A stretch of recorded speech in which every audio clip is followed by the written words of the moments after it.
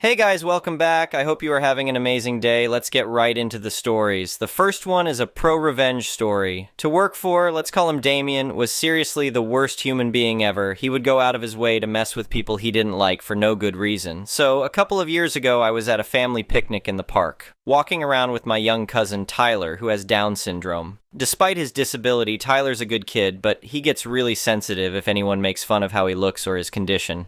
We were just strolling together enjoying the nice day. That's when Damien walks by, heading our way. I grimaced when I saw him, but still smiled and said hi, trying to be polite. Damien sneered, well, if it isn't a couple of ugly idiot out for a walk." Tyler burst into tears as Damien laughed mockingly and kept going. I had to deal with comforting a sobbing Tyler while fuming inside. It took a few minutes, but I finally got him to calm down by reminding him that he's awesome and has us, his family who loves him. Damien was just a cruel stranger whose opinion didn't matter. We continued our walk, and I noticed Damien was at the park too, having a cookout with his wife and teenage daughter. He must have been coming back from the restroom when he saw us. I was pissed all over again. When we got back to our gathering area, I told my older cousin Jaden what that a-hole had done. Jaden wanted payback, but I warned him that Damien was my boss. If Damien realized I was involved, he'd make my work life even more miserable than it already was. So Jaden asked me for any useful info on Damien to get revenge anonymously. I filled Jaden in on some details, importantly that Damien loved to drink this locally brewed beer at a certain bar. Damien had mentioned being there the previous Friday night while his wife and daughter were visiting her family out of town. I also told Jaden about Damien's wife's obsession with this cartoon frog character. She apparently always kept a stuffed one, let's call it Grogu, on their bed. I wasn't there for the actual revenge part since I didn't want Damien to see me, but Jaden gave me the full rundown after. Jaden walks up to Damien and tries to put his arm around him like they're close friends or lovers. Damien shoves him off, looking confused. Damien: "What the hell are you doing?" His wife and daughter are watching now, concerned. Jaden: "Oh baby, don't act like you don't remember me. Friday night was so much fun." Damien: "What? I don't know what you're talking about, man." Jaden: "Seriously? After all those local beer name you had at bar name, how could you forget what we did later?" Damien, turning red: "Nothing happened, you lying piece of..." Damien's wife cuts him off. "Excuse me, but you clearly have my husband confused with someone else. This is my husband. Please leave us alone." Jaden: No, there's no confusion. We had amazing sex on Friday night back at your place on Damien Street. You know, the house with Grogu sitting on the bed?" Jaden walks away as Damien's wife turns to him, stunned. Wife: "Robert, what the duck? Are you gay now? You cheated on me?" Long story short, Damien's wife was already fed up with his crap, and this was the final straw that made her file for divorce not long after. Over the next few months at work, Damien constantly whined about missing his daughter and hating his new apartment compared to his old house. But every time I thought to myself, you reap what you sow, Damien. That's what you get for bullying a disabled kid, you piece of garbage. The best part? He never realized I was the one who gave Jaden the info to mess with him so perfectly. Karma's a idiot. The next one is an entitled people story. I've lived in my current home for over 15 years now. It's a nice little place out in the countryside with plenty of land surrounding it. The peace and quiet is exactly what I was looking for when I moved out here. For most of those years, I didn't have any issues with my neighbors. Everyone mostly kept to themselves. That all changed when Betsy moved in next door. The day she moved in, I walked over to introduce myself and welcome her to the neighborhood. I figured it would be good to start things off politely. Boy, was I wrong. "Hello there, I'm John, your neighbor from over there," I said warmly, pointing to my house. "Just wanted to welcome you to the area." Betsy looked me up and down with a sour expression. "Yeah, hi," she muttered before turning back to direct the movers. Well, that was a bit rude, I thought, but I brushed it off, assuming she was just stressed from the move. A few days later, I was doing some yard work when I noticed Betsy marching towards me. She did not look happy. "What do you think you're doing?" she demanded. I stared at her, confused. "Just trimming the hedges around my property line," I explained. "I don't think so," Betsy snapped. "That's my land you're messing with. I won't have you trespassing on my property." Now I was really baffled. "I'm sorry, but this is definitely my land," I said calmly. "I've lived here for years, and this hedge marks the property line. Your land starts on the other side." Betsy's face turned red with anger. "How dare you!" she shrieked. "I know exactly where my property ends, and you're clearly over the line." I tried to reason with her, but she just kept yelling about me trespassing. This went on for several minutes until she finally stomped back to her house, shouting threats over her shoulder. At first, I thought maybe she'd realize her mistake once she looked at the property maps. But over the next few weeks, Betsy continued to accuse me of trespassing anytime I did work near the property line. No matter how politely I tried to explain things, she refused to listen. One day, I was repairing part of my fence right along the property border. As expected, Betsy came rushing over immediately. "That's illegal!" she yelled. "Get away from my fence right now!" I sighed, feeling my patience wear thin. "Betsy, this is my fence on my land. Whether you want to accept it or not, you are mistaken." Betsy practically snarled at me. "That's it, I'm calling the police," she declared. "They'll sort out this trespassing situation real quick." I tried to protest, but she had already pulled out her phone and dialed cop. At this point, I figured I might as well let the cops come sort things out. Clearly, Betsy would not listen to reason. 15 minutes later, a patrol car pulled up the driveway. 2 officers got out and Betsy ran over to them right away. "Arrest this man immediately!" she demanded, pointing at me. "He's trespassing on my property and vandalizing my fence." One officer came over to speak with me. I calmly explained that I was just doing work on my own fence, which I proved was on my land according to the property lines.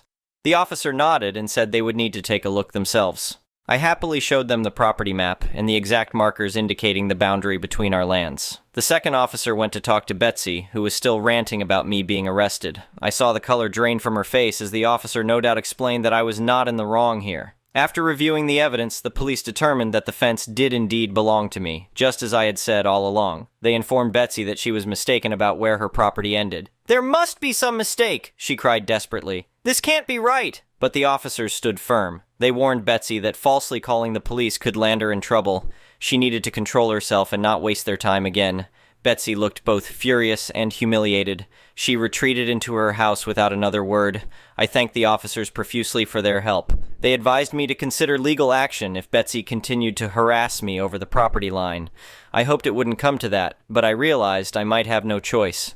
Over the following weeks, Betsy remained hostile whenever we crossed paths. She gave me dirty looks and even knocked over my mailbox one day, but she didn't directly accuse me of anything after the police incident. However, the final straw came a month later. I awoke one morning to find half my hedge cut down. Betsy stood there, trimming away with vicious strokes of the shears. "What on earth are you doing?" I yelled. "Getting rid of this disgusting hedge," she shot back. I saw red. She had gone too far this time. I called the police and also contacted my lawyer to begin formal legal proceedings. Betsy was charged with destruction of property and trespassing. My lawyer advised that I could also sue her for damages in civil court. The lawsuit was a slam dunk thanks to all the documented incidents plus photo evidence of the trimmed hedge. Betsy tried to countersue me for harassment, but didn't have a leg to stand on. In the end, she was found guilty and ordered to pay me a hefty sum to replace the hedge and fence. The judge also granted me a restraining order to keep Betsy away from my property. Her reckless behavior had finally caught up with her. The day Betsy moved out, I stood in my yard and watched, feeling nothing but relief. Her empty house was a welcome sight after months of chaos. My new neighbors moved in a few weeks later, a friendly older couple who immediately acknowledged the property lines. I gifted them a bottle of wine as thanks for being normal, reasonable people. As for Betsy, I heard through the grapevine that she had pulled similar stunts at her new place. Some folks never learn, but at least I can enjoy my own home again now that she and her delusions are gone for good. The next one is a malicious compliance story. Back in the housing crisis of 2008, I did some work on the side for a customer's computer system. We got to talking, and he mentioned a cheap one-bedroom duplex for rent that seemed too good to be true. It was a detached garage converted into a small apartment and was as plain and basic as they come. The main house was being rented out, and he was charging the full amount typical for the area, which was high, so the little garage conversion was pure profit for the landlord. I signed a lease for a fixed price that was almost half of what the going rate was for one-bedroom apartments in the area. It was no frills, plain as can be, with the cheapest appliances and amenities possible. Light fixtures from the early 80s, the cheapest faucets and countertops money could buy. You get the picture. The elderly landlord and I had an arrangement. I could fix it up as long as I could keep the rent low, and he would allow me to pay for the remaining balance on upgrades if and when things broke. Years went by, and I was still in this one-bedroom garage conversion, making progress on updating the features. The kitchen faucet was replaced, a new fancy sprayer head faucet with a bar-style glass cleaner installed. The old toilet was replaced with a water-saving tank, and a bidet was installed. The 80s lights were gone, replaced with LED smart home fixtures. After about 7-8 years, my rent was still half of the normal going rate for the area, and my landlord was happy with our arrangement. Sadly, he had a heart attack, and though surgery saved his life, he was no longer able to maintain his active lifestyle and handed the reins of being a landlord over to a property management company. This company was as shady and money-hungry as they come. They got a percentage of the monthly rent for their role in taking over the landlord's duties. They immediately disliked me and my rental agreement from the start. The month they took over, my rent went up the maximum limit of 10% plus a 5% cost of living increase for 1 year. I was not happy with this significant bump in my costs. I sucked it up, but as a silent protest, I stopped making upgrades to the house that first year. 12 months later exactly, I received a notification that my rent would increase another 10% plus a 5% cost of living increase. This was yet another blow to my finances, but I could not really complain as my rent was still well below the average cost for the area. Another 12 months and another 10% plus 5% cost of living increase followed by another the following year. This whole time I had been saving a good portion of my paychecks as a down payment for a house, but these rent hikes were hurting my ability to set aside money for this purpose. My landlord was not happy with the property management company he hired, but couldn't get out of his contract because they were doing maintenance and facility repairs like clockwork. COVID hit, and I had been in this place for 12 years by this point. My rent was still under the average for the area, but not by much. Seeing as this was now just a crappy one-bedroom apartment, I was looking for houses to buy to get me out of this rent-gouging arrangement I was in. Right at the peak of the COVID scare in 2020, a pipe burst in the kitchen and flooded the floors, ruining the poor-quality cabinets, the carpets, and the furniture I had nearby. I had renter's insurance that covered most of the costs of what I had lost. Not the nicest furniture, but my couch was a total loss. My desk, entertainment center, and my speaker were severely damaged. Property management came in to assess the repairs and gut out the damaged wooden carpets. I offered to pay for the upgraded wooden countertops as well as request hardwood floors. No, they denied my requests. I offered to do the work myself as I'm fairly handy. Again, denied with an actual written letter stating I was not to do any work or maintenance on the apartment. I contacted my landlord, who had his hands tied because this was the arrangement we had. I was at a loss of what to do because this property management company was not setting me up with a temporary place to live, doing all the work while I was working from home to watch my possessions. There was a literal door-sized hole in my wall as they spent 2 weeks fixing all the damage. They threw out my upgraded faucet, which was undamaged and worked perfectly fine, the upgraded sink, the light fixtures, the tile work I had done, and the bathroom faucet, which wasn't even part of the floor damage. They then removed an outlet originally part of the apartment to save on costs. I was angry at them and complained via letters, phone calls, and talking to the maintenance supervisor. It took 2 full months to do all the repairs, and at the end, they sent me a notice that my rent was going up due to some loophole in the neglect the apartment was in and not reported. I was done with this nonsense and pooled my resources, called in all the favors I could, and found the house I wanted. I gave 30 days notice to leave at the end of my lease, along with an invoice of all the repairs I made to the apartment over the 12 years I was there. I attached a copy of my original lease agreement, a copy of all photos I took of before and after repairs I made, a bill of the costs, and a request for a refund of the past 6 months of additional rent hike due to neglect, like they stated in the letter. I had a running tally of all the receipts, work performed, and the cost of not being allowed to live in a motel during the work being performed, which amounted to over $9,700. At the same time, I submitted all this to the courts, as I knew they would contest all of it. My landlord was on my side during the court hearing, giving testimony that he, in fact, allowed me in the rental lease agreement to do my own repairs. I won within 4 hours and was awarded $4,700. The judge removed all billable hours I included.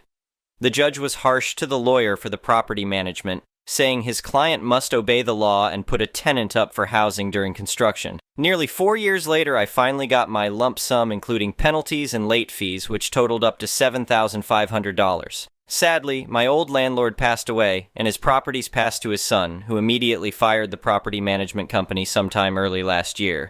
The next one is an entitled people story. I suddenly became a homeowner some time ago because a friend of mine's grandfather was moving to Florida, and his house was ripe for picking. I knew the old man well. R.I.P., he passed a few months later from a sudden stroke. Anyway, he offered the house and property to me for $200K. I practically ran to the bank to apply for the loan. The house is a manufactured home from the 80s, but it was remodeled repeatedly by the former owner and has a separate garage building. The home and property could have gone for more, but he offered the house to me because he knew I'd take care of it. I had $30K saved that made a good down payment, and I was happy to leave my apartment. I'd wanted to eventually move out of there after what my cheating ex did anyway. But that's a story for another time. As for my brother, well, he went bonkers when he found out I bought a house.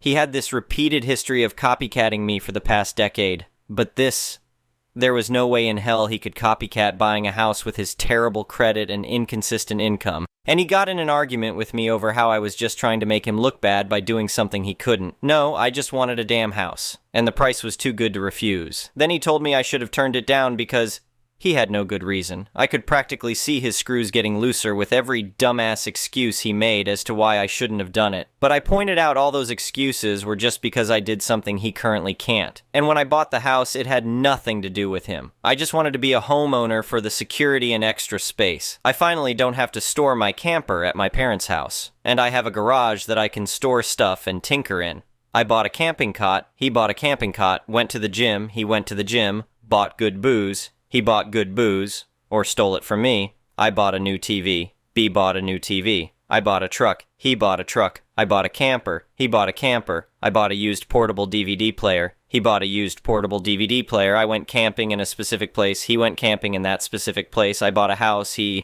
404 error, insert tea kettle noises, and Benny Hill chase.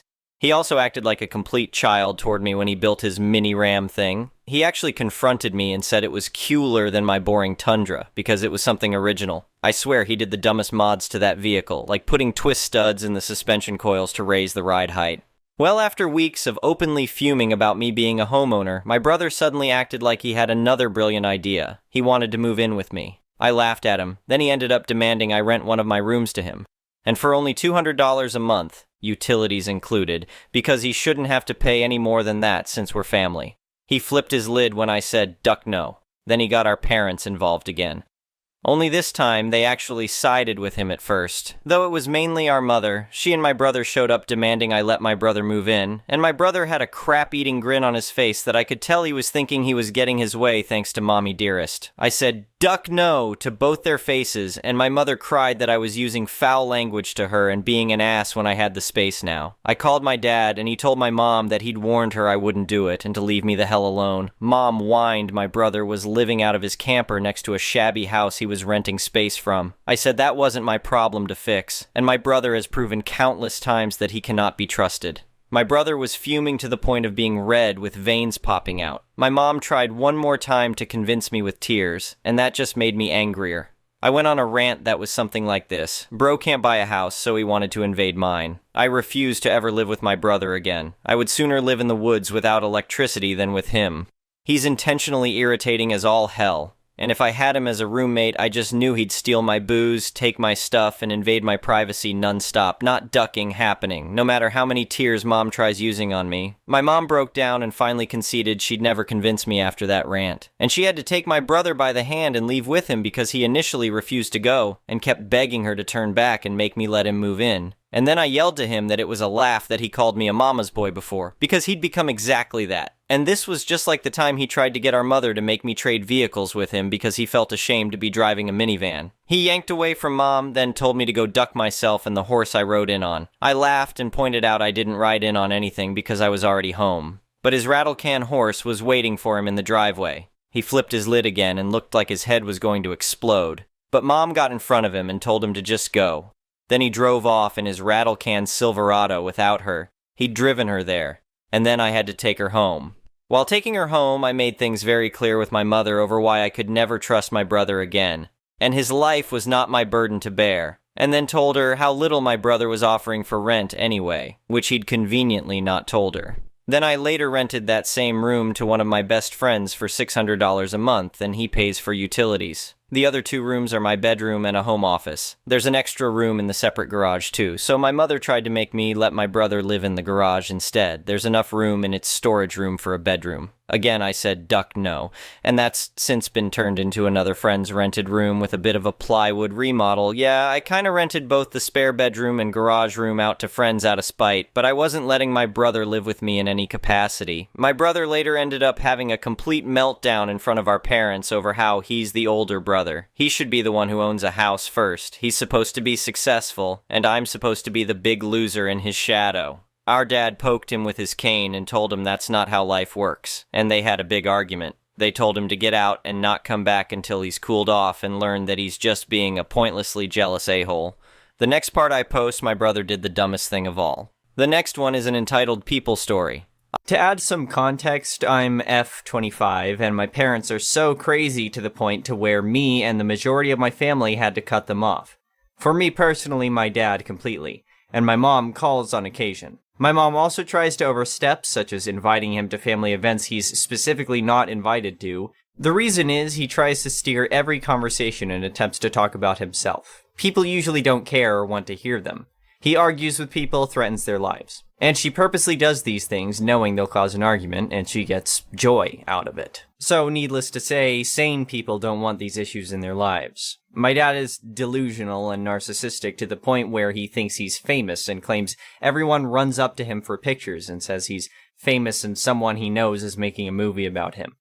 Lies about it, obviously, because no one has ever seen this and it's a running joke.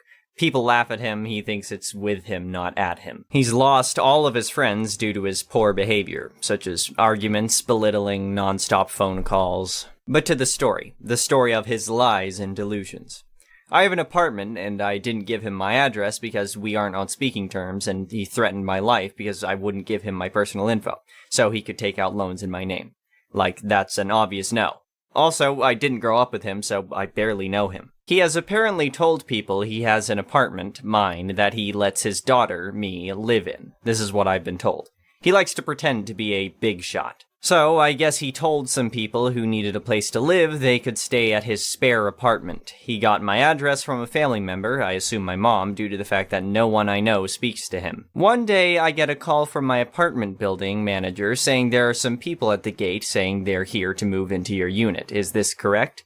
I was just as confused as she seemed, as well as the people he sent to live at my place. He somehow thinks it's his place. Mind you, it's my place. I pay the bills, and I didn't even know he knew my address. So I go out to meet these said guests, as there was much confusion. These 3 people, 3 random sketchy, older-looking men. Side note, I would at most let a friend stay a few nights if needed, not random strange men. I ask, what's going on? My building manager stayed because she wanted to know what's going on and wanted to help sort it out. And she would also know who's moving in and out because she's in charge of leasing, and the building isn't that big. We all know each other. The 3 men proceed to tell me they're moving in their place, we're here for the keys. His daughter, right? He said you'd be out by the time we got here and keys would be at the front desk. We all looked and I said, do you see a front desk? I asked to see what was the address. We thought maybe wrong address? Nope, my address. So the guy said, your dad said he kicked you out because you're freeloading and he had you leave the keys at the non-existent front desk. By this time, all 5 of us were confused, but they had my address. I said, he doesn't even have my address, so I don't know how he got it. By this time, they're trying to call him to sort it out. He's not answering at the moment. So, I explained to them, I don't know how you or he got this address. I haven't spoken to him in about a year, and I don't know how I'm freeloading or what he's told you. But this is my place. I don't know what's going on. Y'all need to figure it out with him, but I have no place for you. Sorry. They tried to get me to call him. I said no, and calling won't change anything, and this isn't my problem, so I can't help you. By the way, they didn't seem threatening. It was just random and weird for all. I hear one guy on the phone talking to my dad. I hear him telling him she's lying, etc. Ask her to show you the lease. At this point, me, one of the guys, and my building manager are all looking like, this is odd, and he looks embarrassed. My manager stepped in at this time, luckily. She told the men, you all must have the wrong place. She's on the lease, the only one. You'll all have to leave and sort it out. I can say, despite them looking sketchy initially, they were as calm as could be in their odd situation. Because, in all honesty, the only fault they had was believing my dad. They thought they were moving into an apartment for free. If I was in that situation, I wouldn't be happy either. After apologizing and before leaving, I heard one of them saying, "I knew something was up, he's always lying." I asked, "What did he tell you?" One of the men said he told me he had a spot for him to move in, all furnished and paid for, up to the rest of the year. I kicked my daughter out because she's freeloading, but claimed he couldn't get out of the lease. I said something like, "Well, like your friend said, he is a liar. I don't know how, why, and what made him do this. I never gave him my address. He isn't on a lease. I don't even talk to him. So, I'm sorry, but hope it works out."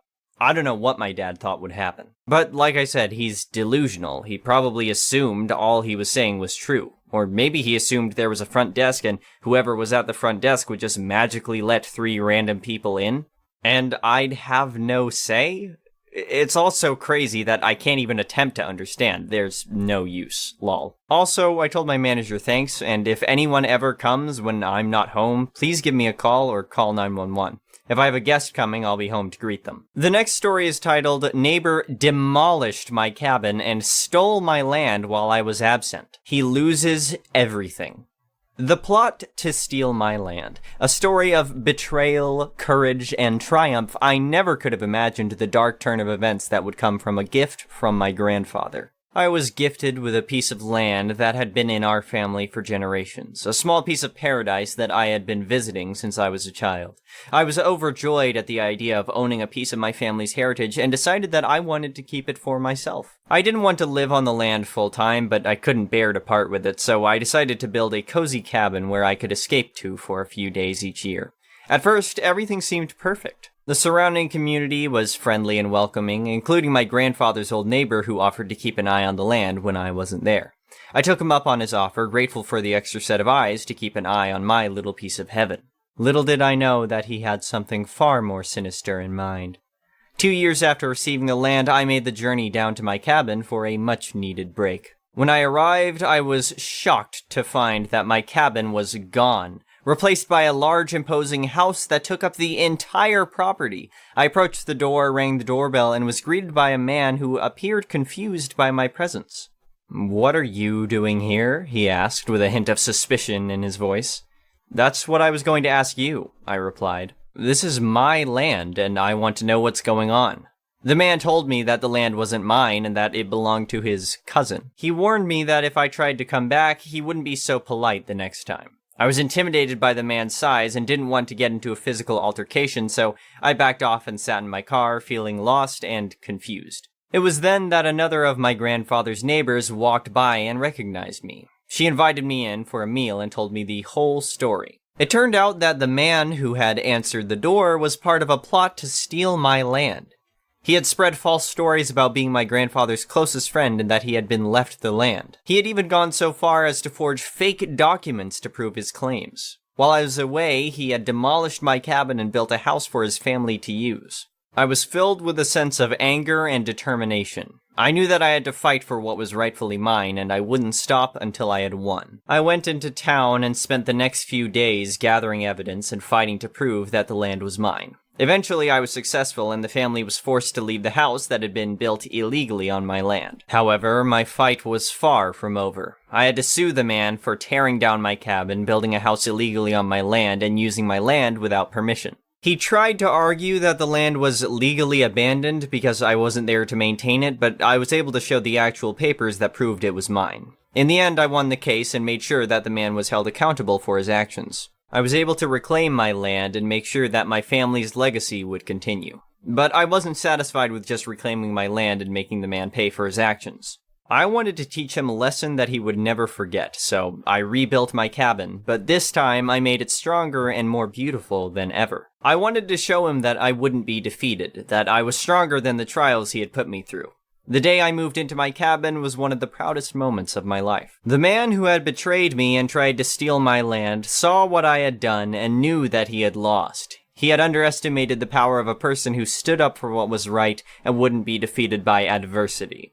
My story became a legend in the small community, and people often came to visit and hear about the incredible courage and triumph that I had shown.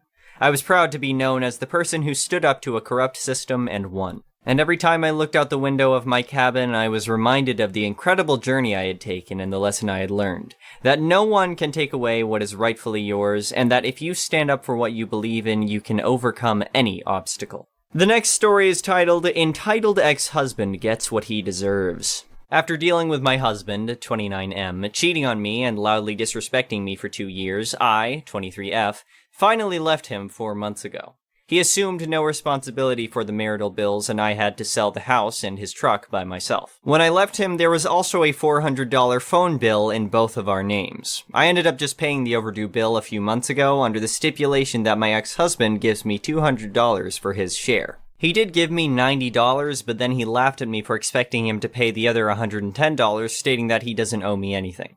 About a week ago, I went into the store of my current cell phone provider and learned that I am paying twice as much as I should be paying for phone service because I'm still being charged $40 a month for my ex-husband's phone. There's still $800 plus owed on it. I learned that the remaining balance was not transferred over when he switched his phone number to his own account because he failed to sign the required paperwork. I explained the situation to my ex-husband, and he was more than willing to join a conference call with me and customer service to get the remaining balance transferred to his own account.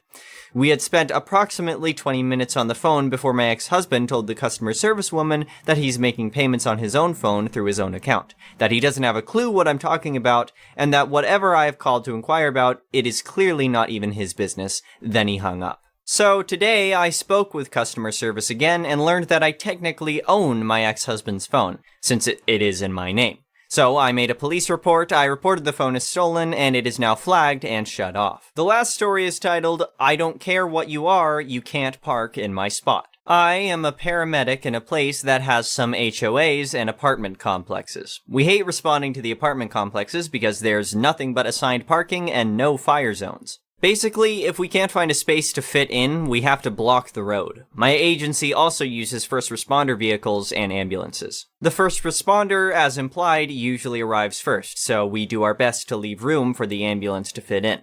We get a call at the apartment complex, I am in the first responder. As I pull up to the address, by some miracle, there is a spot only 2 apartments away. Great, I can leave the road clear for the ambulance. As soon as I park, out comes this guy screaming, I can't park there. I do the, are you serious? Look and just say medical emergency. He says he doesn't care, I can't park there. Keep in mind, my vehicle has enough lights to make a Christmas tree jealous. I just grab my stuff, lock the vehicle, and keep going. He's screaming he's going to call the cops. I tell him they're already on the way. They respond to medical emergencies. Cop gets there while I'm in the patent and tells him basically to pound salt. The cop enters the apartment, and then this guy really goes full-blown entitled. He enters the apartment, comes into the room where I'm treating the patient. He starts ranting and raving about how I have to move my vehicle. I look at the cop and say, get him out of here. The cop then seals his fate. She asks the patient if she wants this person removed from the apartment, and did she ever give consent for him to enter. The patient's response, get him the duck out, he's trespassing. Boom, all clear. The cop gives him one last chance and tells him to leave or he will be arrested. He doubles down. I am on the HOA board. I can go where I please. At this point, backup is called. The cop at least manhandles him out of the room. The ambulance arrives with PD backup and they get him out of the apartment so we can safely remove the patient. Not entirely sure what happened next as I was in the back of the ambulance, but when I got out, one of the officers approaches and says, sorry, but we need another bus. We had to tase him. Policy for PD is if they tase someone, they have to be transported to the hospital by ambulance as the taser spikes have to be surgically removed due to the barbs on them. Wait for the second ambulance, they take him, I go back in service. Found out a few weeks later he was charged with trespassing, assaulting an officer, resisting arrest, interference with government administration, aka interfering with the scene of an emergency. All over a parking space that I would have been in for all of 20 minutes if he hadn't created problems. I can only assume he took a plea deal as I was never called to testify. The next one is an entitled people story. A long time ago, I was washing dishes in a Denny's restaurant. As dishwashers, we were allowed 1 soda per shift. My work partner and I kept our sodas on a little shelf near where the busboys would put the full tubs of dishes. One of them thought it was funny to put down the bus tub, pick up our soda and drink half of it, put it back on the shelf, and run away laughing. I asked him not to do it several times. He kept doing it. But instead of getting mad, I got even. Restaurants buy cases of frozen steaks and set them out to thaw in big stainless steel tubs. After all the steaks are taken out and cooked, there's usually a 1/4 inch of blood with miscellaneous bits in it left in the bottom of the pan. I grabbed a glass out of the bus tub that had ice in it, poured it full of old cow blood, added a straw, and put it in the usual spot. Same guy comes running back with a tub of dishes, puts it down, and grabbed the glass. I yell across the kitchen at him, "Don't drink that!" And he just laughed at me and chugged about half of it, like he usually did. He got a real funny look on his face and asked me, "What was that?" "Cow blood. Want some more?" I replied, and tipped the pan up so he could see the cascade of gristly bits and old blood running to the bottom. He headed straight for the nearest trash can, and I think he threw up everything he had eaten in the last week. Took him about 10 minutes. On the bright side, the busboys quit drinking our sodas after that. The next story is titled, "Move Your Lousy GF Here and Never Want to Spend Time at Her Place? Think Again." Back in college, I was living in a house with 3 of my friends. One of these friends was a bad roommate. Never cleaned, never chipped in on shared resources, cleaning supplies, etc. You get the gist. Well, it became even more unbearable to live with him when he decided to have his girlfriend move in without consulting any of us. She never contributed to rent and also didn't clean. He gave her his copy of our house key and she moved in. Even after attempts of talking to him about it, he didn't agree with us. We'd ask why they couldn't spend some time at her place, and he said it was because she lived with her parents on the other side of town. Our house had 3 floors, and each floor had a door that was unlocked by the house key. The house also had a front door that was always unlocked that none of us had a key to. Roommate and his girlfriend would always go out at night and come back late. Maybe you can see my petty revenge brewing already. One night, they went out, and I decided to lock the front door so they couldn't get back in. In the wee hours of the morning, they tried to come back, but the front door was locked.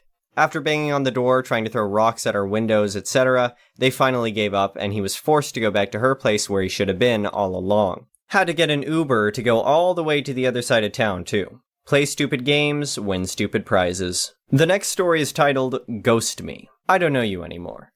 Posted this as a comment on another sub, but was made aware that it will fit here. Boy, we were just done with school, so young and innocent still, maybe me more than him. Or I should call it childish.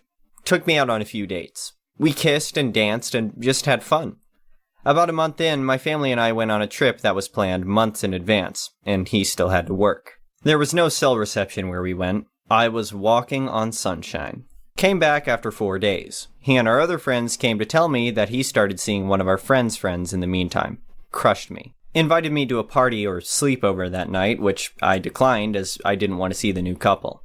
Next day, he left without saying goodbye. Turns out he knew his dad was going to ship him off to his mom 13 hours away, and he obviously wanted to make the most of his time left, instead of dating the invisible girl. None of us knew until after he left. Completely ghosted all of us. About 2 or 3 years later, he came to visit his dad, who was still living down the street. He came to say hi. He dropped by every year before Christmas, but fortunately, I always missed him. I almost fell on my back when I saw him, but pulled myself together and decided to pretend that I don't recognize him.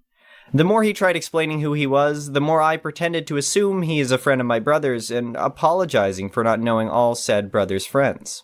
He couldn't say too much as his new girlfriend was right next to him.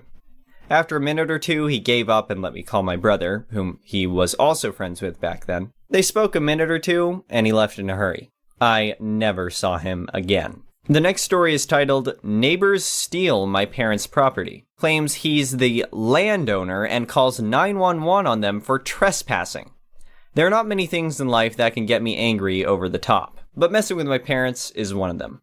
I hate when people dare to be annoying or talk down to them. My parents are in their 80s, but healthy and still managing to live in their own home alone. While I don't live with them and never met their neighbor in my entire life, he only had to do one thing to become my enemy. I guess he thought messing with the 2 old people next door would mean he could get away with it without a single problem. He probably didn't even know of my existence, but he found out sooner or later. My mother called me one day telling me that neighbor had started putting up posts and saying it was where his new fence would go. The only thing is that it was way onto my parents' property, and it would end up digging up half of their driveway.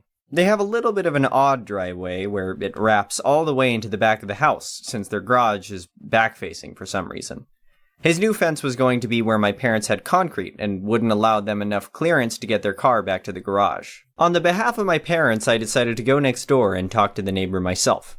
My idea at the time was maybe if he realized they had somebody helping advocate for them, he would realize they weren't such an easy target and back down. I still think that it might have worked if I was a big, strong-looking guy, but I wasn't. I was the exact opposite. I looked like I couldn't even talk to you, maybe only pet your cat. Not even your cat, because cats are mean. Your fish, or something. Me. Excuse me, I want to talk to you about this new fence you're building. Neighbor. Are you the guy from the company? I thought you were coming over later, but I can show you where I want it so you can order the right amount of wood. Me. Actually, I'm the son of the couple that lives next door to you. Your fence plan is way on their side of the property, and I want to just tell you that if you build that fence, I'm going to make sure that you don't get away with it. He expectedly laughed in my face and closed the door on me. I just wanted to be nice enough to give him a fair warning before I moved forward with the process of destroying him. I know that he didn't see me as a threat, but he must have had something in the back of his mind telling him that there might be a problem because he put off the actual destruction of land and building of the fence.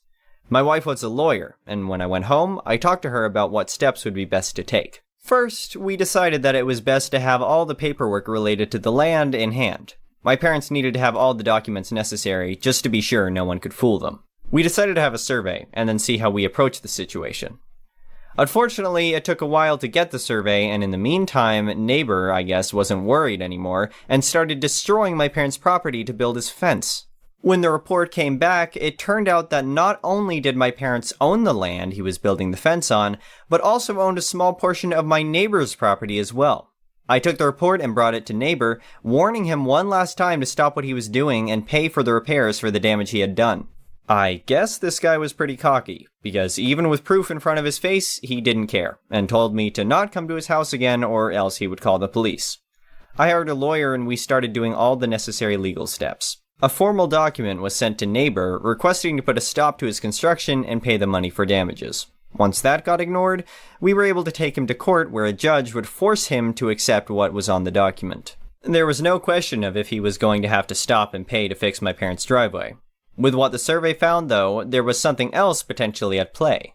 Neighbor had a whole area built for barbecues in his yard that was crossing his property line into my parents', which was perfect, as once with the fence, we could also destroy his barbecue area. My parents are both some nice and kind people, and didn't want to destroy his barbecue, but they also didn't want him to build on their property.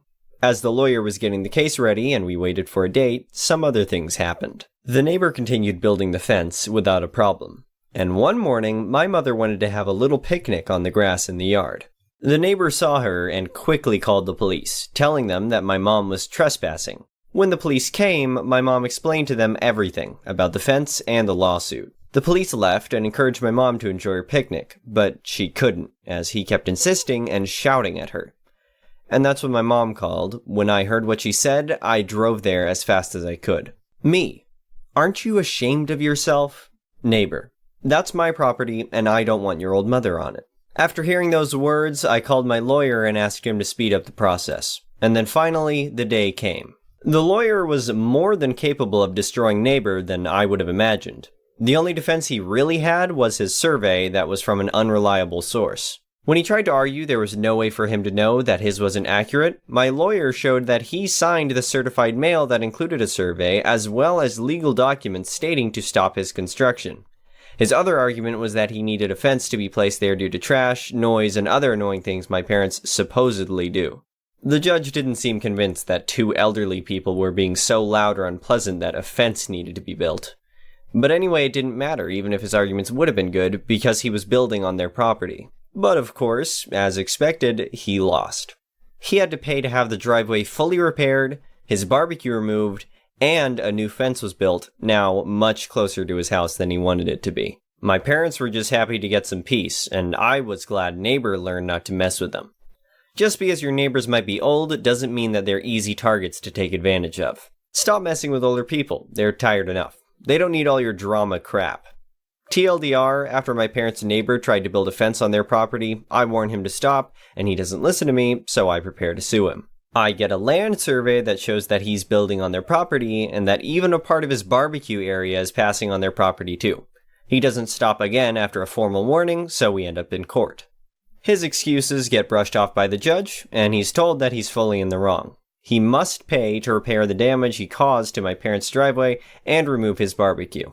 And so, my parents' driveway and silence are once again safe, and I'm a happy son. The next story is titled, Drink My Coffee? Enjoy gagging on a vile cocktail. Never thought I would post something in this sub, but here you go. My routine to get coffee is usually like this. I take my water bottle and fill it up, get a cup of coffee. I prepare it by adding 1 spoon of sugar, 1 shot of black coffee, which is basically an espresso shot, and then a cup full of strong coffee setting.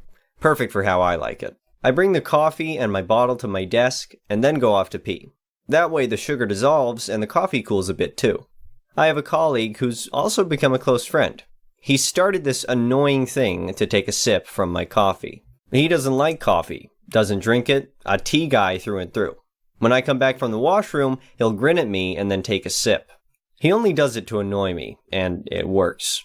Well, today I put 2 shots of espresso, and then used the strong tea setting on the coffee/tea machine. Presenting to you a real cocktail from Taste Hell.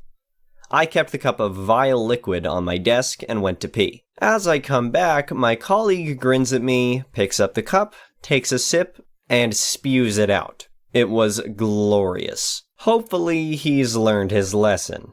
The last story is titled, Doing What I Want. I have a friend who used to tell me I couldn't listen to the same music as her because then I was copying her. I started to believe her and stopped myself from enjoying the music I liked because she was somehow entitled to that genre. Lol, this is incredibly childish, and I'm aware of that now, so I woke up one day and decided not to let this have any power over me at all. I posted a photo on my story showing off that I listen to a band she also likes. She has yet to respond to that story. I don't even know if this counts as a form of revenge, but I wanted to post because I'm proud of myself. I'm no longer going to stop myself from expressing myself the way I want to. So, I'm going to do it, regardless of what she thinks about it. The next one is an entitled People Story. Some years ago, I dated a girl. The relationship was bad, she was very controlling and abusive, it ended up really bad, and we broke up. I kept going on with my life, and after some years I got a decent job, enough to solve all my needs, have a comfortable life, and make some savings. The thing is, a couple months after getting my job, my ex contacted me. She first asked me to talk. I believed that she may want to reconnect or something, but she showed up with a 5-year-old child, claiming he was my son and demanding for child support. I didn't believe her, but the child age matched the time since we had cut contact. I got advice from a lawyer, a friend of mine, to try to solve this out of the court. I offered to take responsibility, pay all the costs, and being an active part of the kid's life only after making a DNA test. Everyone was okay with this except for my ex. She acted offended and demanded to just give her the money she deserved. She used all the excuses she could, even contacted my family and told them I was trying to avoid taking responsibility of her child. When she ran out of excuses and the DNA test was finally made, surprise, I'm not the father. She was so mad with the result and cried about the money, saying it was unfair and she deserved it. But she didn't accomplish anything. Moving on to last week, there was a little party at my parents' house. My brother, a friend, and I were talking, and my brother started to joke about the situation with my ex. My friend and I started to joke about it too. Some of our comments were a little dark and bad, but we were far away from the rest of the people. Literally, we were on the opposite side of the house, and nobody else could hear us. At least that was what we thought. We were laughing like crazies when my sister appeared, very angry, and pushed me against the wall. She spied us and heard our conversation, and she was really mad. She started to yell at us about how horrible we were as people for mocking a poor woman. A few hours later, when the party ended, she asked me to go to the kitchen with our parents, and she started to say how awful I was for the previous situation. Apparently, my ex had been in contact with her, and she believed her version, and that was her way to have an intervention. My brother and I were like, "Are you serious?" when she started to say how I forced my ex into being a single mother and that I have the moral obligation to help her. My dad only said that maybe we were being a bit too cruel making jokes of her, but that I wasn't responsible for that kid.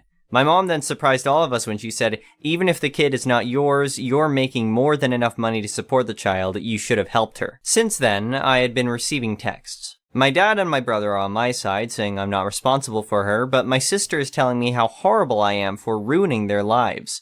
My mom only said, "It's your decision and I respect it. I'm just very disappointed that you ended up being so selfish." I'm aware that she doesn't deserve my money and I'm not planning to give her any, but the constant harassment of my sister trying to guilt me, it's just exhausting. The next story is titled, "Try to Steal My Apartment from Under Me? Lol."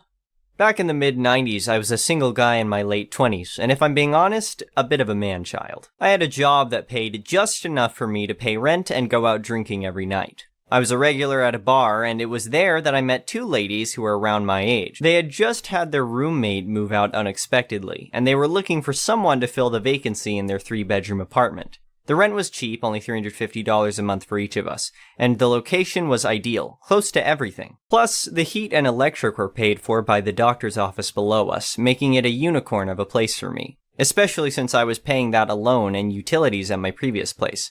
I jumped at the opportunity and moved in. On my first day, the ladies had me sign the lease, which I knew was a bit shady from the start. The lease was a copy with the old roommate's name whited out, and I was told I couldn't contact the landlord myself. Despite my reservations, I signed the lease and paid $200 for the deposit and the first month's rent. Living with the ladies was an experience, to say the least. They were quirky and lazy, and they seemed to think they owned me. They would constantly ask me where I had been, who I was dating, and why I was coming home at 6 a.m. even though I worked swing shift. They would spend all day and night on AOL Instant Messenger, tying up the phone lines, leaving garbage and clutter in the common areas, and not cleaning up their dirty dishes. Despite their mess, they would scold me for leaving my shoes or coat out. I tried to avoid leaving my stuff out, but would occasionally forget, and they would still mention it. To make things worse, one of their cousins would stay over 2 to 5 times a week, which was just annoying. But the rent was cheap and I barely saw them, so I didn't mind too much. The worst part was the passive-aggressive notes they would leave me, like, "Hey, please don't leave your shoes out by the couch. I almost tripped on them this morning." The place was cluttered with their mess, but my shoes were the problem. It got even worse when I started dating the person who would become my wife. They were jealous and would try to break us up. For example, one morning my girlfriend called me, and the ladies answered the phone saying that I never came home after meeting a girl at the bar. Of course, this was untrue, and my girlfriend knew it because she had dropped me off for my night shift the night before. There were many similar instances, but I won't go into detail about all of them. The lease was up in a month, and the ladies decided they were moving out, meaning I would have to move out too. When I asked if I could take over the rent, they said that the landlord had already leased the place to someone else. So I finally called the landlord myself and found out that she only knew I was living there because she received my rent check every month. I made them out to cash, and the roommates were too lazy to cash them before giving them to the landlord. She told me that she had not leased out the apartment and hadn't received any notice from the ladies that they were moving out, but their cousin was wanting to sign a lease. That's when I decided to get my revenge. I found out that the ladies had been scamming the landlord and their former roommate by collecting rent money and keeping it for themselves. They had been living in the apartment for free while charging others for the same living space. This was the final straw for me. I reported the situation to the landlord, who was shocked and grateful. She immediately evicted the ladies and their cousin, and she also thanked me for bringing the situation to her attention. But I wasn't satisfied with just reporting them. I wanted to make sure that they would never be able to scam anyone again. So I took to the internet and posted their names, faces, and the details of their scam on a popular pro-revenge subreddit.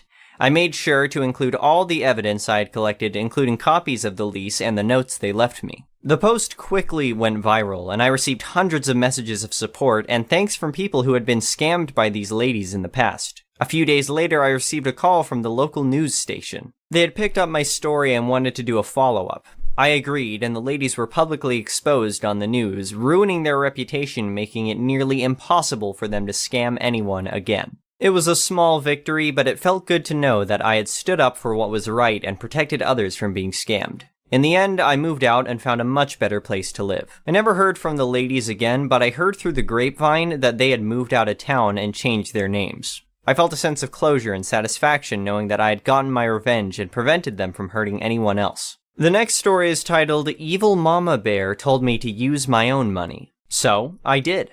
As many know, my sister tried to get money out of me a lot when we were kids, and she never wanted to pay back any loans, so I almost never loaned her anything. On this day, I was 14 and was essentially babysitting my sister around the mall. It was a Saturday and my dad was at work. EMB wanted to get her hair and nails done, so she told me to walk my sister around the mall. We went to a few places, and my sister blew through $40 pretty much right away. Then she tried to drag me into a lingerie store. Yeah, my 11-year-old sister tried to take me to look at ladies' underwear. I refused to go in, and she pouted. So we went to the food court. Sis went for her favorite food there, and I got a burger, if I recall correctly. Then, Sis dragged me around some more, and we went to the video store. She wanted to buy a DVD of a new movie that was released at the time, but pretty quickly noticed she'd blown through half of her money in one day. So, she asked me to buy the DVD. I don't remember what it was, but I do remember not wanting it. Sis tried to say that it'd be a family DVD we could watch together. I still said I wasn't buying it, so she had a tantrum, but I just ignored it. Following that, we went to the game store, and while there, Sis found a video game she really wanted, but I did not. I think it was a Grand Theft Auto game or something, but I was, and still am, bored by those. And besides, I couldn't even buy it for her even if I wanted to because it was an M-rated game, and you had to be an adult to buy it. She had another fit, and then we met back up with EMB. Sis cried to her that I didn't buy her anything and she was low on cash. I said it wasn't my job to buy her anything and she had her own money. Sis whined about how badly she wanted the DVD and how we could have watched it together. EMB tried to order me to just go buy the DVD by saying it didn't matter if I used my own money or not if it was going to be a family-used DVD. I told her I didn't care and it wasn't even a movie I wanted to see. EMB got in my face and again ordered me to go buy the DVD with my own money while pointing in the direction of the video store. So I just laughed and said that I would not. Even through all the makeup on her face, I could see how red she was turning. Then I said I would use my own money, the way I want to, and just started walking. I walked straight back to the video store, bought a much cheaper used anime DVD that I wanted instead, then went back to the game store and bought a used copy of Legend of Zelda Wind Waker. Back then a used copy still only cost $20. Well, my Legend of Karen's mother called me selfish and said I was a bad brother. I just reminded her how my money was my own, and even Dad tells her that. I won't spend it on anything I don't want. We left the mall and both my mother and sister refused to speak to me for the rest of the day. I took the GameCube into my room and had a blast playing Zelda. We did have another copy of that same game, but my sister liked to hoard it for some reason because she knew I liked playing it. Whenever I mentioned I wanted to play certain games, my sister suddenly had a renewed interest in them, and then insisted on playing them again first. So getting my own copies when I could was a must because I could keep them in my room. Still have that Wind Waker game too, as it was one of the few games my sister managed to not steal or break when she stole the Xbox 360 and destroyed 3 other game systems at my dad's house. The next story is titled, My Dad is Kicking Me Out. I'm leaving a gift. His long-distance girlfriend is moving in December from overseas, and because my father is a liar, she falsely believes that my room was used by his ex and that she had since moved out. The truth is that they were sharing his bed until last week while I lived in the other room. And so, to keep up the ruse, he told me yesterday that I had 2 weeks to clear out my room, take my belongings, and leave no trace of my existence behind in the apartment.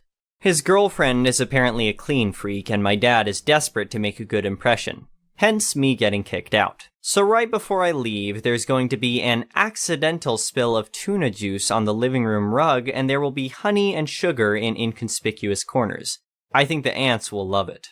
Hopefully the tuna juice will go bad and make the whole place slowly stink over the course of several weeks for no reason, and hopefully my dad will be embarrassed and miserable. The next story is titled, Life as a Flea Market Worker. I help my parents sell company return items in a flea market, and I wanted to share some of the most annoying and funny interactions. Even though items are labeled as returns, sometimes they can be overstock or canceled orders and they're still sealed or in pristine condition. I always test the items before I bring them to the market, or I sell them dirt cheap and inform the customer that I do not know the condition of the item. This one happened today, and I didn't really know what to say to her. Karen was looking at the headphones I was selling and sees that I have Apple AirPods, and she asked me if they were real, and I told her the ones she was pointing at were real, and I have fake ones on the other side. Some people don't want to spend that much on a headphone, which is understandable. That's why I have the fake ones. She looked at me disgusted and said, "Ew, I don't want those fake ones. How much are the real ones?" I told her that they were $80 and she got pissed for some reason. She said, word by word, no headphone should be that expensive. $20, take it or leave it. At this point, I was kind of annoyed because I live in Texas and it's not fun to spend 8+ hours in that heat and argue with stupid people.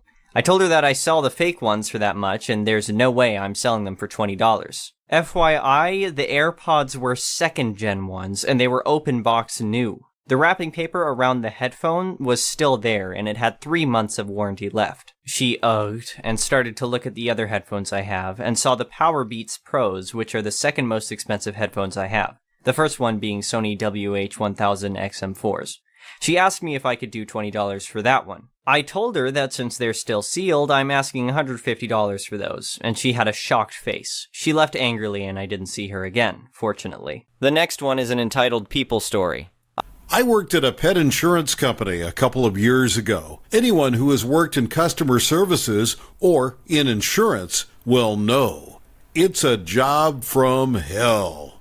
People yell at you for things the accounting team have messed up, for things the policy writers have done, for literally anything that you can't control. But such is the life with dealing with the general public. One day I was connected to Telephone Karen, who immediately replied to my cheery greeting with a pissed-off attitude. I knew immediately that the call was going to be a rough one. She told me she took the large, older dog into the vet for a problem the day before, and it turned out her policy didn't cover what she needed for her large dog anymore, as she was getting older, so she wanted to switch policies. I told her I could do that for her, no problem. However, whatever the condition was that she got checked out the day before won't be covered, as it would be listed as a pre-existing condition, which means anything that was diagnosed or found to be relating to a condition noted down within the past 2 years. That simply would not do for Telephone Karen.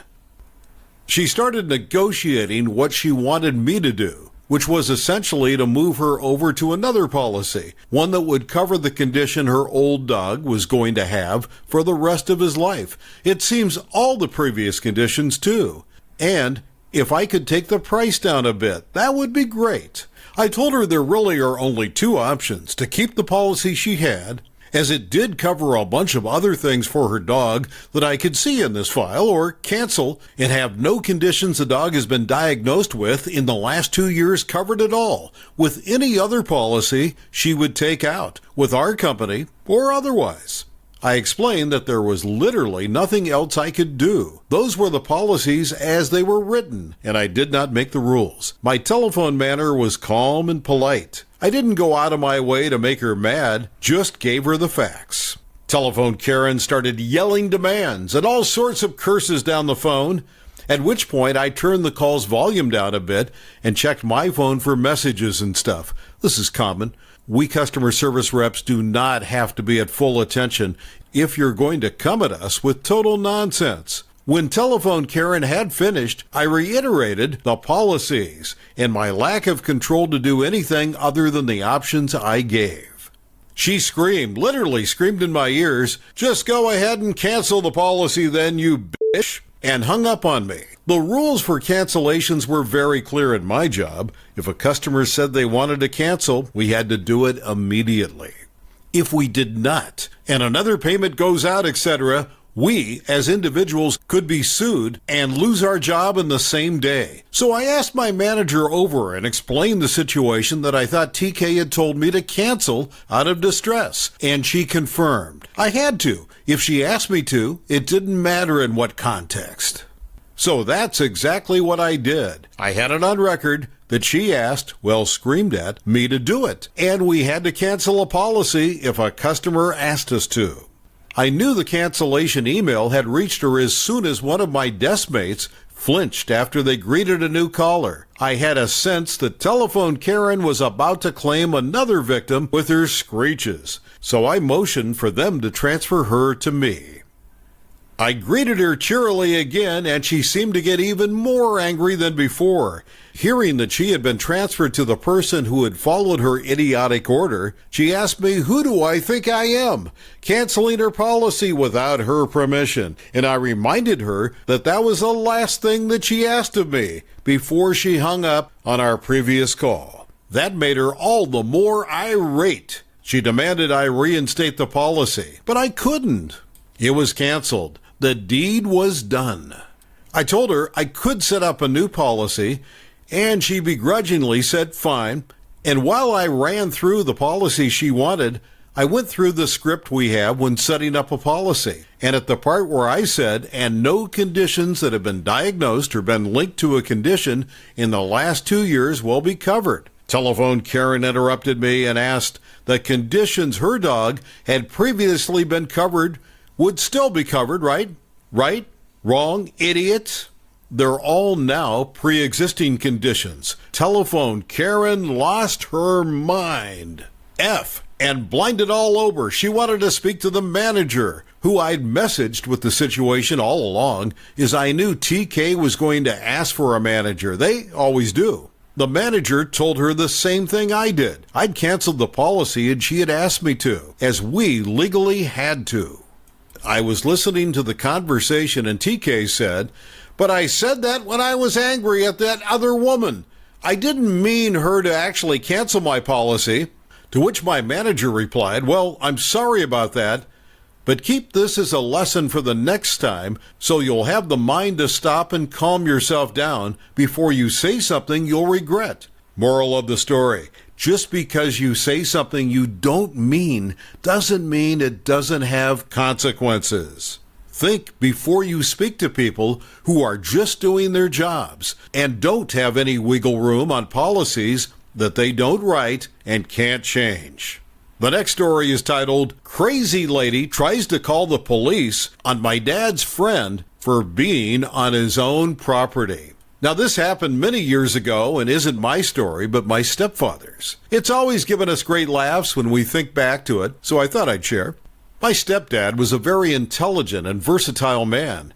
He worked for NASA in his youth. His father, too, taught adults with learning disabilities and eventually retired due to bad health and became a gardener handyman. During this time, he met and worked for a wonderful couple who just so happened to be multimillionaires. Although you wouldn't know it to look at them. They dressed nice, but were always ready to muck in and get their hands dirty when needed. They are salt of the earth people, hard-working, kind, and definitely don't take any crap. The wife swears like a trooper and often dresses down when working in the garden, etc., and will happily pop out to the shops in the same attire. Unfortunately, not long after meeting, the husband was killed in a freak plane crash abroad.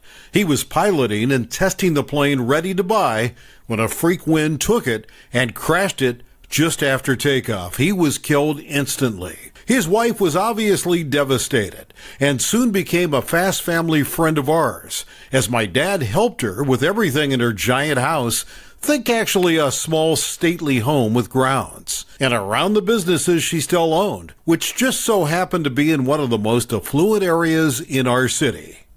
So one day Pam, stepdad's friend and owner, asked my stepdad to help her cut back some bushes and get rid of some rubbish at the back of one of the sections of shops with very expensive apartments on top that she owns. My stepdad, being my stepdad, of course agreed. So off they go and have been there a few hours, cutting down, pruning, bagging up, and getting everything ready to burn in the incinerator. There had been a bit of window twitching from one of the apartments while all this was going on, but they had a big job to do, and they were losing light fast, so they had a deadline they were working to. Now, in my country, it's customary to not have any fires or burn anything until dusk. However, it is not law and doesn't count if on private property. This is important later. So Pam and my stepdad were just filling the incinerator and had set it alight when the window twitcher suddenly burst out onto the balcony and started screaming down at Pam and my stepdad. Pam, owner and Wonder Woman, SD, stepdad. Crazy lady, crazy lady. Hey, what the hell do you think you're doing? I've been watching you for hours now, and you can't be here. This is private property, my property, SD. Lady, go back inside, please. We're not doing you any harm. We have a job to do here. Just let us work, please. Crazy lady, no, you're not allowed to be here. You're obviously not from around here. Just look at you. I'm worried you're up to no good. SD, look, miss, please let us work. We're losing light, and we'll have to come back tomorrow to finish up if we waste any more time now. Goes to light incinerator again. Crazy lady screams, no! Stop! How dare you! You're waiting till it's dark so you can break into my apartment. Plus, it's illegal to have a fire before dusk, so you have to stop. I'm calling the police to report your suspicious behavior and that you're having a fire and destroying my private property. You could never afford anything like this, so just leave and take your rubbish with you. Both of you are trouble, and you, pointing at my stepdad who looks anything but English. He has been mistaken for Arab, Greek, etc. by Arab Greeks all his life. You filthy get away from my apartment. You're not welcome here, even to pick up rubbish. And you, pointing at Pam, you should be ashamed of yourself even being in the company of someone like that. She even started threatening to throw things at them from her balcony to make them move away. Get away from my property. This is my apartment. You need to get away from it. Bear in mind, Pam has kept quiet throughout all this so far. Just keeps cleaning up and shaking her head at this crazy lady's insinuations.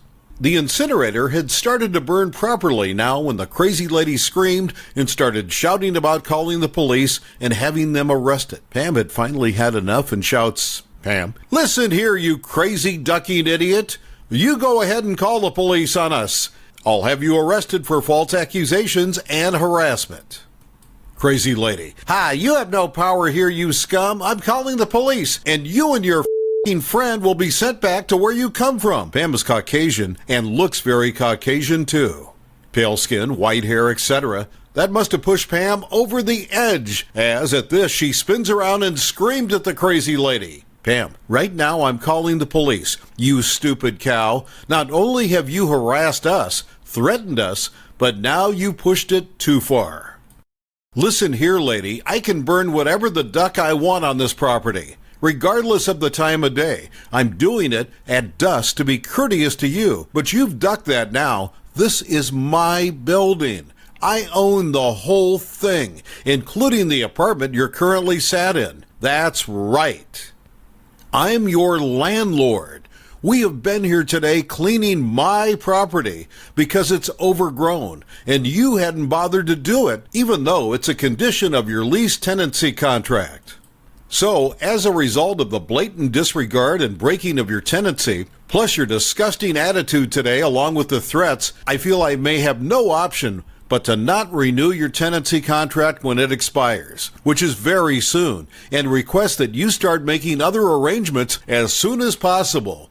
The look on Crazy Lady's face was a mix of ashen and red humiliation as Pam removed her hat to reveal the huge diamond stud earrings she always wore, even in the garden, and her signature hairdo.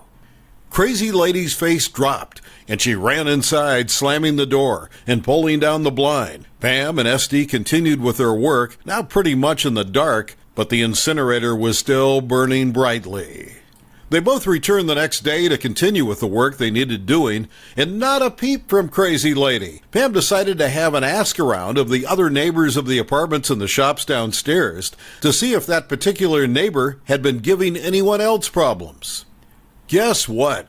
She was. She was constantly banging on the floors, shop ceilings, during the days which disrupted the shops, and always banging on the walls of other apartments for no reason during the night. So Crazy Lady's tenancy was not renewed, and she was made to move out not long after the incident. The last story is titled, Made My Life Hell. I'll throw a beeper in your office ceiling.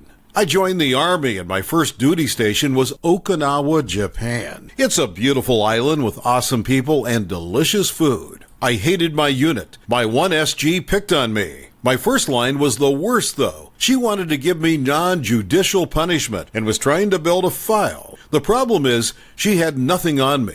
So she just badgered me and said all my work was awful while taking credit for all my work. If that makes sense, like I would count people on the island and their status: present for duty, temporary duty, sick leave, regular leave, pass, etc. She would take credit for compiling the report by having me send it to her for her to send to our higher echelon in Hawaii. If someone needed a list, say, of everyone with blue eyes, I could run a query in a system and get that list. I was the master of many aspects, and she took all my credit for me taking time to learn my job properly. If someone needed anything on their record, I would update it. If they needed a file on permanent record, I uploaded it. When the commander needed to know who was coming to the island and who was leaving, I made that list every month. When it was my time to leave, they asked me where I wanted my farewell lunch. I said I didn't want a lunch nor a ward. I was leaving one morning to go change after we worked out, and my platoon sergeant asked me what I'm doing for my farewell. I said I'm not doing crap. He went to my supervisor's supervisor and complained. I was then called into his office. There was my platoon sergeant, my supervisor, and her supervisor. He said, "What did you say this morning?" I said something like, "I'm not doing anything for my farewell." He said, "No, I want the exact words." They were going to give me non-judicial punishment for not wanting a farewell. My commander, who signs the paperwork suggesting punishment, said hell no, because I was leaving in 2 weeks.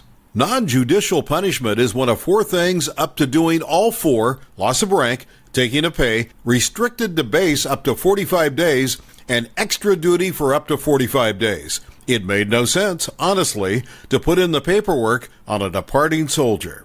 They forced me to choose a restaurant and put in for the lowest award, Army Achievement Medal, worth 5 promotion points. The base command sergeant major's policy was no one left without anything lower than an Army Commendation Medal, worth 10 promotion points. So I chose the most expensive restaurant. A few people showed up, and they presented my award. They asked me for a speech, and I said remarks complete, and then walked back to my seat. Someone said, "Damn, Sergeant has nothing to say? She must be sick." My officer in command of the area said she'd pay for my lunch. I grabbed my baby from my lieutenant, and I left. I only let her hold my baby so I could be presented an award. I was not wanting anyone there to even touch my child except the Filipino mafia, Filipino soldiers. There were a lot, and they called themselves a mafia. They taught me a lot of dirty Tagalog and some Visayan. I took the award and walked into the commander's office and said it's clear I was given this only because CSM wanted to know why I was leaving without an award. It's the lowest award you can give. He said, "You don't want your paperwork for your records?" I said, "Nope," so I bought a beeping device. It made a few beeping sounds every few minutes. I went into my office early one morning, climbed on top of the filing cabinets, and tossed it over the wall to her office about 3 days before I left. I sat there and listened to those beeps with joy. Another troop in my office kept saying, "WTF is that beeping?" I just soaked it in. She had to listen to it until the battery died, or she was stationed back to the U.S. Should have let me leave silently. Thank you for watching. I would really appreciate it if you could like the video and subscribe to our channel if you haven't already.